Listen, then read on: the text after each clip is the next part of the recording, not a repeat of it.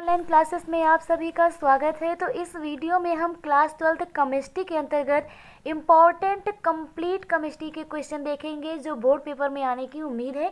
तो कंप्लीट यहाँ पर हर चैप्टर के अंतर्गत जो इम्पॉर्टेंट फैक्ट हैं, जो इम्पॉर्टेंट टॉपिक बनते हैं, उनको हम लोग देखने वाले हैं। तो चलिए देखते हैं। सबसे पहले चैप्टर नंबर 1 की बात करते हैं। तो चैप्टर नंबर विलियन है हमारा। विलियन चैप्टर से आपको मोलरता पढ़ना है। क्या पढ़ना है? मोलरता पढ़ना है, मोलरता पढ़ना है और मोल प्रभाज यानी कि मोल अंश पढ़ना है। राउल्ट का नियम पढ़ना है, राउल्ट के नियम की सीमाएं पढ़नी है। हिमांक का अवनमन पढ़ना है और क्वथनांक का उन्नयन पढ़ना है। इसके साथ में वाष्प दाब पढ़ना है। तो ये सारे टॉपिक ना केमिस्ट्री के प्लेलिस्ट में आपको मिल जाएंगे। तो नीचे और कमेंट और डिस्क्रिप्शन बॉक्स में आपको लिंक मिल जाएगी जहां पर जा करके आप इन टॉपिक को अच्छे से कवर कर सकते हैं। कंप्लीट सिलेबस आपको वहां पर कराया गया है। तो यहाँ पर आपको ध्यान देना है कि चैप्टर नंबर 1 जो विलियन है ना, इससे न्यूमेरिकल भी बनते हैं। क्या बनते हैं? न्यूमेरिकल। तो इसमें जो स्थिरांक हैं, मोलल उन्नयन स्थिरांक, मोलर अवनमन स्थिरांक, तो इस प्रकार से 4 स्थिरांक के जो फार्मूले हैं उन पे बेस्ड जो न्यूमेरिकल बनते हैं उनको आपको यहाँ पर कवर करना है। तो चैप्टर 1 से न्यूमेरिकल आएंगे और ये टॉपिक आपको कवर करने हैं। लिंक मिल जाएगी जहाँ से आप ये टॉपिक कंप्लीट कर लेंगे। न्यूमेरिकल भी लगवाए गए हैं और जो अन्य इंपॉर्टेंट यहाँ पर न्यूमेरिकल बन सकते हैं उनको आपको आगे आने वाले वीडियो में कवर कराया जाएगा। सेकेंड यहाँ पर चैप्टर की बात करें जो कि है वैद्युत रसायन।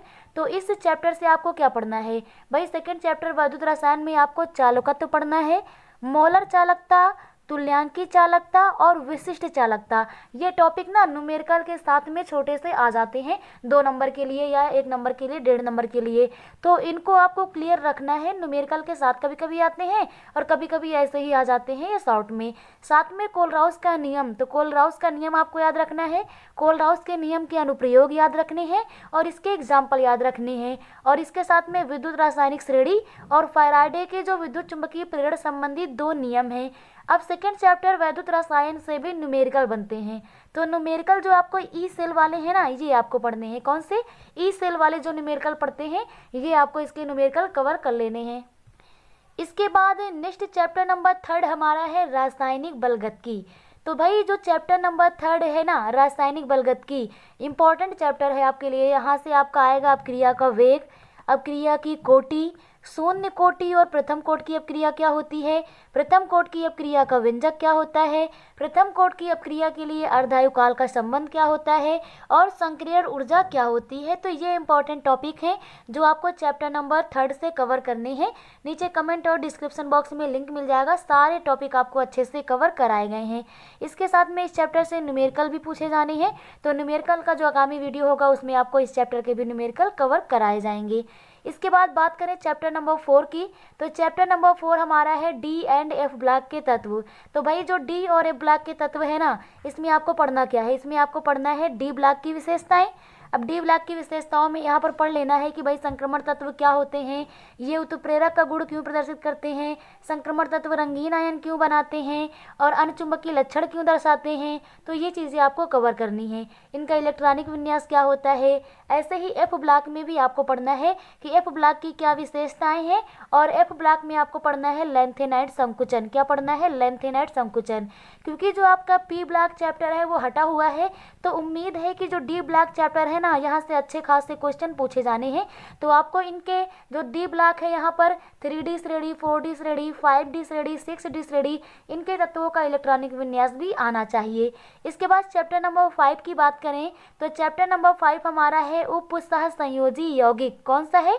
उप उत्साह संयोजी यौगिक।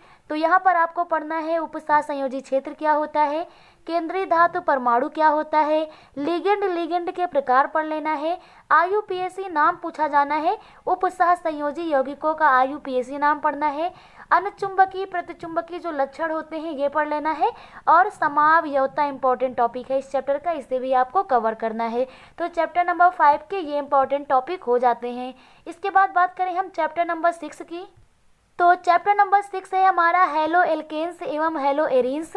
तो हेलो एल्केन एवं हेलो एरीन्स जो चैप्टर है ना, इससे रिएक्शन पूछी जाती है। तो रिएक्शन के लिए आपको अलग से पढ़ने की ज़रूरत नहीं है। प्लेलिस्ट में आपको वीडियो मिल जाएगा।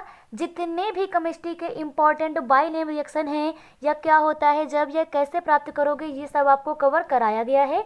तो प्लेलिस्ट में आपको वीडियो मिल जाएगा, उनको अच्छे से कवर कर लीजिए, रिवाइज कर लीजिए, तो यहाँ से आपके लग जाने हैं ये रासायनिक अपक्रियाएं।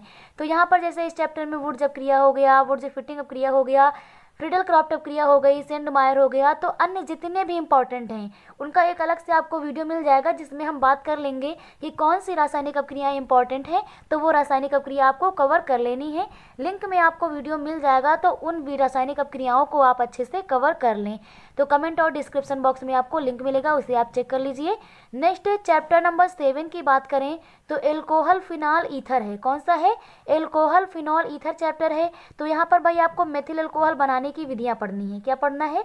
मेथिल अल्कोहल बनाने की विधि पढ़नी है। सबसे इंपॉर्टेंट विधि यहाँ पर है लकड़ी के भंजक आसवन द्वारा मेथिल अल्कोहल कैसे बनता है, ये आपको पढ़ना है।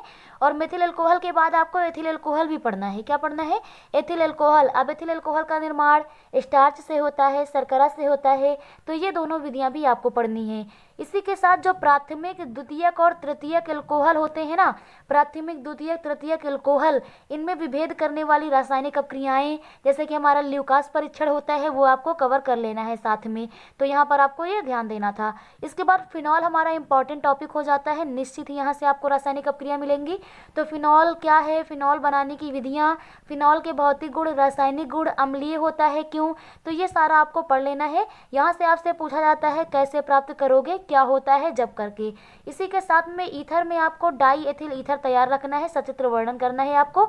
और इसकी जो रिएक्शन है वो तो आपको बताया ही गया है कि लिंक में आपको मिल जाएगा। एकदम अच्छे से आपको सब रासायनिक अपक्रियाएं समझाई गई हैं, तो आसानी से कवर हो जाएगा। चैप्टर नंबर 8 की बात करें तो एल्डिहाइड, कीटोन और कार्बोक्सिलिक चैप्टर है। इसमें आपको एसिटल्डिहाइड पढ़ना है और फार्मल्डिहाइड पढ़ना है। एसिटल्डिहाइड बनाने की विधियाँ, भौतिक गुण, रासायनिक गुण पढ़ना है। ऐसे ही फार्मल्डिहाइड को आपको कवर करना है और एसीटोन पढ़ना है। क्या पढ़ना है? एसीटोन। एसिटिक अम्ल आपको कवर करना है और फार्मिक अम्ल कवर करना है। तो इस चैप्टर से आपको एस्टल्डिहाइड, फार्मल्डिहाइड, एसीटोन, एसिटिक अम्ल, फार्मिक अम्ल, ये टॉपिक कवर करने हैं। निश्चित ही इसमें से आपको एक देखने को मिलेगा। और इस चैप्टर में भी हमारी बाइनियम रिएक्शन है, जिसे हम कवर कर चुके हैं। अगला हमारा चैप्टर नंबर 9 है नाइट्रोजन युक्त कार्बनिक यौगिक। तो भाई जो नाइट्रोजन युक्त कार्बनिक यौगिक है ना, इसका सबसे इंपॉर्टेंट टॉपिक है एथिलेमीन। क्या है? एथिलेमीन। तो एथिलेमीन क्या है, इसके बनाने की विधियाँ, भौतिक गुण, रासायनिक गुण आपको पढ़ लेने हैं। और प्राथमिक, द्वितीयक, तृतीयक एमीन में अंतर करने वाली अपक्रिया पढ़ लेनी है। प्राथमिक, द्वितीयक, तृतीयक एमीन में कैसे अंतर स्पष्ट होगा, इसकी रिएक्शन पढ़ लेनी है। इसके साथ में आपको कैसे प्राप्त करोगे, क्या होता है, इस चैप्टर से भी कवर करना है, नाइट्रोजन युक्त कार्बनिक यौगिक से। और यहाँ से भी हमारी बाइनेम रिएक्शन पूछी जाती हैं। Next and last chapter number 10 की बात करें, जो कि है जैव अणु। तो यहाँ पर भी आपको इंपॉर्टेंट टॉपिक कवर कराए गए हैं, जिसमें हमारा कार्बोहाइड्रेट है, ग्लूकोज हो गया, ग्लूकोज की रासायनिक अपक्रियाएं, ग्लूकोज से कैसे प्राप्त करोगे, ग्लूकोसाजोन, ग्लूकोनिक अम्ल सिद्ध कीजिए। ग्लूकोज में 5 OH समूह होते हैं, ग्लूकोज में एल्डिहाइड समूह पाया जाता है। तो ये सब ग्लूकोज से क्वेश्चन बनते हैं। ऐसे ही फ्रक्टोज से हमारे क्वेश्चन हो जाते हैं। प्रोटीन टॉपिक आपको पूरा कवर करना है कि भाई प्रोटीन क्या होती है, कितने प्रकार के होते हैं, इनकी संरचनाएं आपको पढ़ लेनी है। प्रोटीन का महत्व क्या है, विकृतीकृत प्रोटीन क्या है, ये पढ़ लेना है। इसके साथ में आपको न्यूक्लिक अम्ल कवर करना है। क्या पढ़ना है? न्यूक्लिक अम्ल पढ़ना है। न्यूक्लिक अम्ल के प्रकार में DNA, RNA भी पढ़ लेना है। और आपको पढ़ना है एमिनो अम्ल। क्या पढ़ना है? एमिनो अम्ल कवर कर लेना है। अल्फा अमीनो अम्ल, बीटा अमीनो अम्ल और गामा अमीनो अम्ल।